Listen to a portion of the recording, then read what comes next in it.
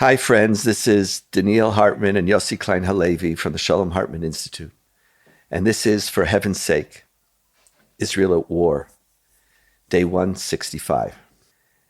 Throughout this war, Yossi, as you and I, we've been talking and thinking and walking with each other. There's been hard days, worse days, depressing days. Sometimes there's been some days with a little light, but it's been a very long journey. And day 165 doesn't just feel like a day. It feels like a accumulation of something. And I know you feel this, and I feel this as well. There is a heaviness now on day 165. There are so many fronts. I don't want to give us an ayin hara, so I'm not going to speak about casualties or anything like that. The evil eye is something that you don't play with. It's one of the things we were never superstitious, but I was raised that the evil eye is science. So I don't want to compare, but there's just so many fronts going on right now.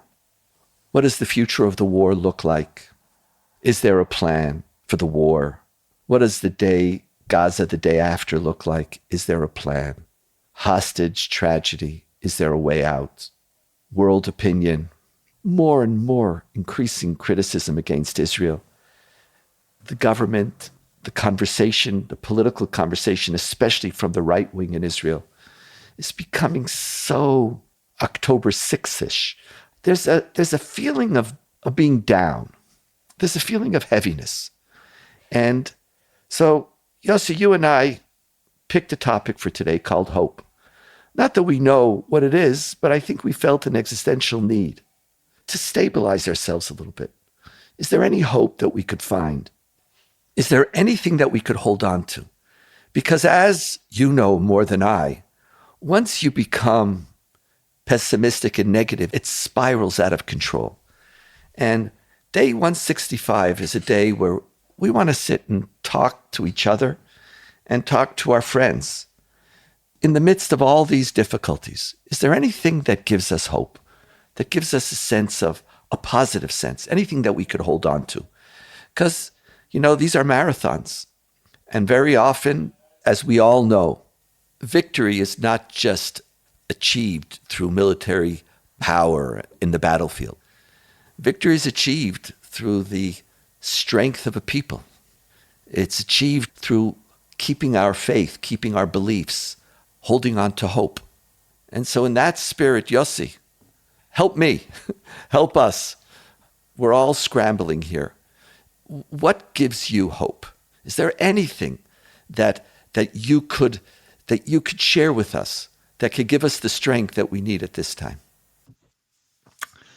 Donniel, we've been through by far the worst year in Israel's history, which is saying something when you think about what this country has gone through in 76 years.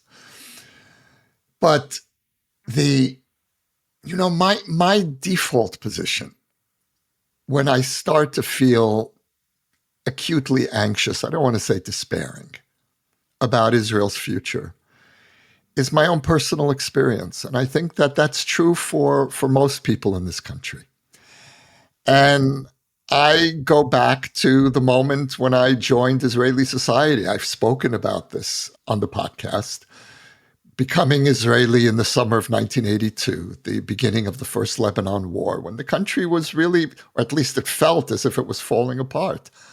400% inflation, people tearing each other apart over the war, Mizrahim against Ashkenazim, talk of civil war. And in retrospect, there certainly was reason to be anxious, but we have a proven capacity to come to the very edge of the abyss. We're like daredevil, artists, and then we pull back, and that's certainly what I feel about Israeli society over the last year. We pulled back from the abyss. Of course, October 7th really gave us no choice, but we had the ability to pull together again. And so I look at the last 40 plus years of my life as an Israeli, this unbelievable roller coaster. And my takeaway is never freeze the frame.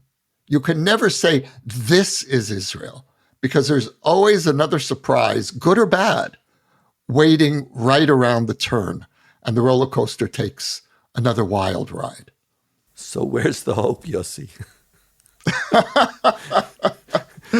that we never that the roller coaster never left the track in the past, and therefore I think that's a good way to put it. The fact that we have been through so many existential moments in the last decades, and we always manage to find the resources, whether it's our faith in Jewish history, and for me personally, it's faith in God, but it's Israelis are people of faith. Whatever it is that we believe in, this is a country of deep faith, and I think that gets us through. you said two different things. Could we dive into them just a little bit more? Because once you spoke about Israel being a people of faith and you're a person of faith, and they could be two different sources of hope. Right. One is that we are really adept at crisis management. So if any people could get through this, you're saying, okay, I'm anxious, but I trust this people. We're also adept at creating the crisis. Right. But where does because, my faith gives me no comfort, never has. But you said your faith helps you get over anger. Yes. How? Because here it's like I'm amazed. Look, I believe that God is in this story. And that doesn't mean that we have a blank check. That's my disagreement with the Israeli religious right.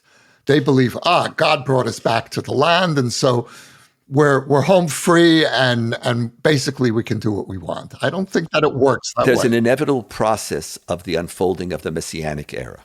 Right. I don't think that God works that way, certainly not in Jewish history. And we have more than ample proof that having God in the story is no guarantee that it's going to work out happily.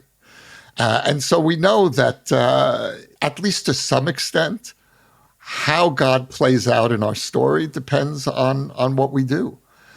But the fact that God is in this story means to me that this story has more significance than a mundane historical tale.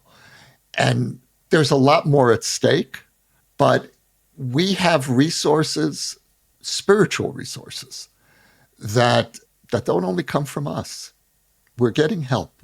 And I really believe that. I look at the Israeli story, and Donniel, there's something actually that's a little bit counterintuitive about reading God into the Israeli story, because Zionism, in one sense, is the story of the Jews rejecting dependence on God and taking human initiative. And so reading God back into the Zionist story is a little problematic, and I appreciate that. But if we're asking honestly about what the sources of hope, my source of hope, I believe that God is deeply invested in this story and working with us and trying to help us get this right. I love what you're saying. It's so alien to me, but I'm envious of you. I always have been envious, not of you, of believers. I'm somehow stuck with a God who's an underachiever and always has been. And, you're the rabbi. What could I say? I'm the rabbi. What could I'm not, and I never, by the way, have tried to convince people. I have no interest in more people believing the way I believe because it's very lonely, frankly. There is no comfort. I don't have a comfort. I believe in a God who created human beings and gave us the power to rule the world, master it, and to do what we need to do. And God handed it over. It's lonely, but I don't have that source of hope. So I listen to you. I'm envious of it. But it's a powerful voice that for friends out there, if you have access to this God, you need him now. You need this God at this moment, and it's a powerful source. See, for me, in my I'm an Orthodox secularist. um, That's a no, great way to like put it. I am. That's who I am. I'm a non-Orthodox believer. Exactly. So, and we found each other. Go figure. Go figure what that whole thing means. But, I'm looking, because, as I always say, I don't do pessimism and all that. And there is no doubt that this moment, not this day, but this 165th period, is challenging me. And I constantly look for where is there a kernel of something new emerging. And I've been noticing something these last couple of weeks. All of last year, there was a very large coalition under the Just Not Bibi title. Bibi is a corrupt leader. Bibi only cares about his political future. And the Just Not Bibi brought the right, the left, the center together. It eventually evolved into a Jewish democracy vision. But the Just Not Bibi put people together in a very powerful way. It was simple. Over the last number of weeks, I'm seeing a new coalition being formed. I want to call it the Just Not Ben Gvir Smotrich coalition. It's not even Bibi. Because part of what you see now is the consequences, not of the Likud, and not of Netanyahu himself, but of Netanyahu having to be controlled and answering to an ultra-nationalist, ultra-messianic political ideology. And it is so many of the things that are going wrong right now are coming from the Beit Midrash of Ben Gvir and Smotrich. And I don't know if you've been noticing this in the paper. There is almost no criticism of Israel's war efforts. That has been consistent. There is a beginning conversation now about humanitarian aid. You mean internally? Internally. In I Israel. mean internally, yes. I'm talking about Israel inside. There's now, people are talking about the humanitarian crisis in Gaza. We're reporting what Blinken says, that there's never been a whole society who has suffered from hunger danger. And we're talking about our responsibilities and about the crisis and about the destruction and about the lack of day after for the sake of Palestine. That is emerging. But what's really emerging is that Ben Gvir and Smotrich, I think you once said this, they're like a gift that doesn't stop giving in a negative sense. There's a negative sense, but there's also a positive sense. Because is this the Israel you want? And there's a coalition being formed, center, right, and left, who are saying, we want to sit together, not anti-Haredi. That's one little coalition. I don't think that's an easy one. But it's saying, do we really want to have an internal and a foreign policy governed by ultranationalists and governed by this messianic ideology, recognizing that when they're in power, in the Minister of Finance, the Minister of Homeland Security, when their colleagues just spew, they're constantly in the midst of the war attacking the army. It's just, there's so much hatred, you feel that that's not where I want to go. And so if I have hope, and I know it takes time, because to achieve the dividends of this are going to require a new election. That's clear, I know that. But there is something noble to create a coalition. I met with a very prominent social activist, and he said, to activate people, you need both fear and you also need hope or vision. And I think Smotrich and Ben Gvir are providing us with the anti-Jewish democracy vision that we need, that they're replacing judicial reform. You want judicial reform? Israel's democracy is going to be destroyed. You want Smotrich and Ben Gvir? Look what you're going to get. You're going to get hundreds of thousands of more guns. You're going to get a society that doesn't care about Arab deaths. You're going to create a gridlock in our ability to implement policies for the well-being of Israel, for the well-being of Palestinians. You're going to have a government incapable of relating to the world, and that government is being formed right now. Every time they talk, like, it hits me so deeply. This is the antithesis of everything that I love. And then I look to the left and I look to the right. And just like every other democracy, we're going to have our fringe, our 10%, our 15%.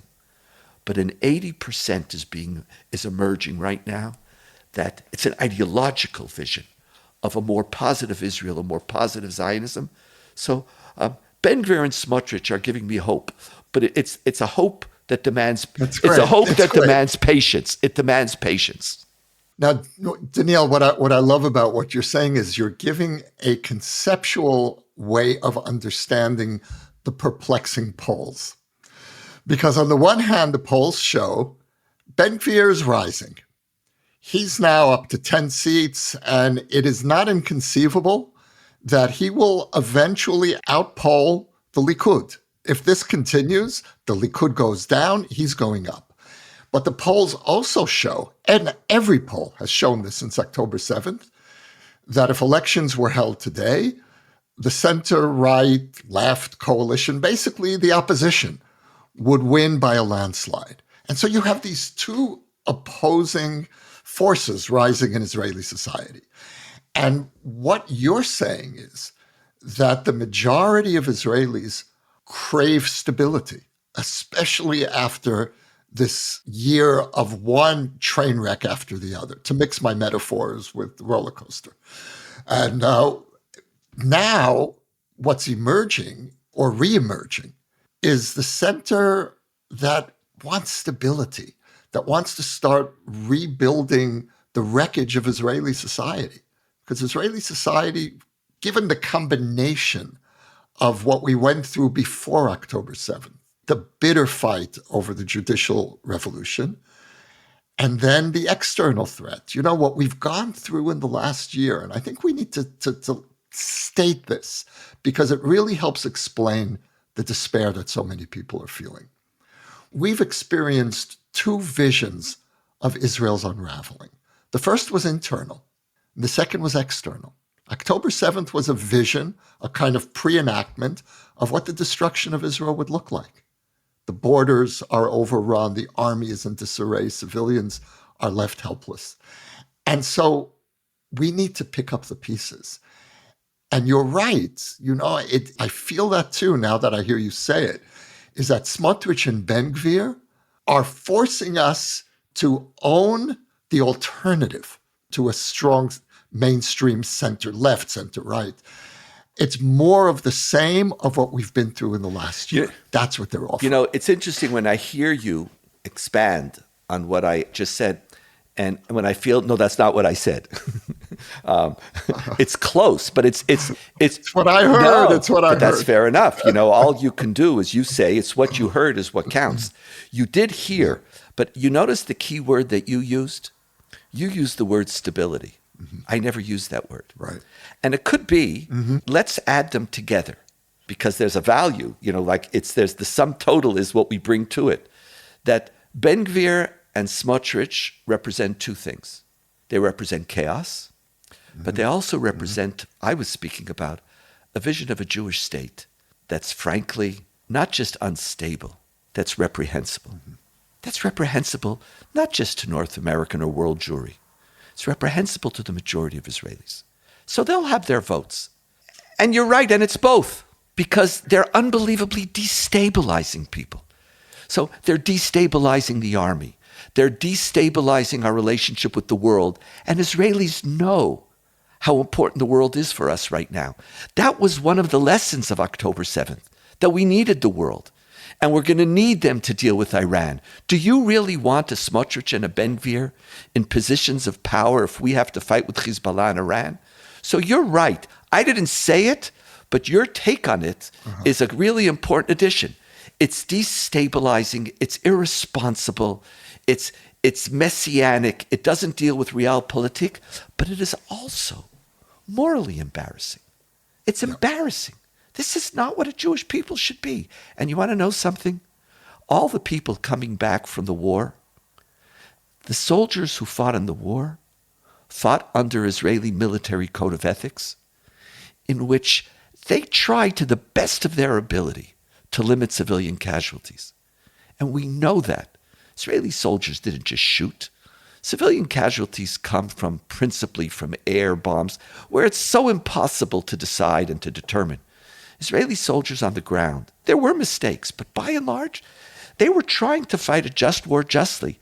They don't need a language which says kill them all, and it just doesn't.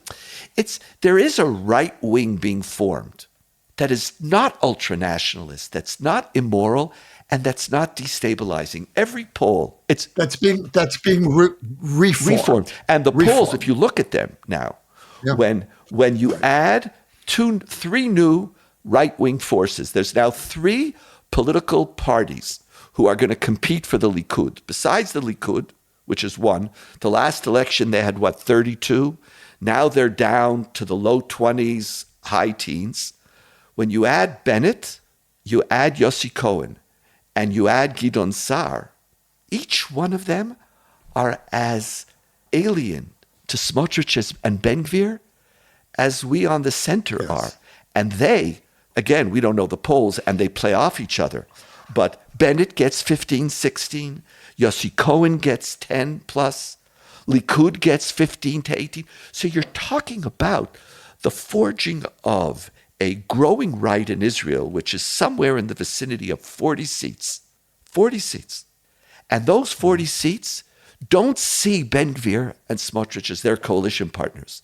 They have much closer affinity. They could see Shas if we could work on some deal when it comes to the drafting of the Haredim. Ben-Gvir and Smotrich are their problem. They will sit with Yair Lapid, who has 10 seats. They will sit with Gantz, who is 20 plus seats. So just there you have 70. You add Lieberman, who hates and abhors Ben-Gvir and Smotrich. That's another 10.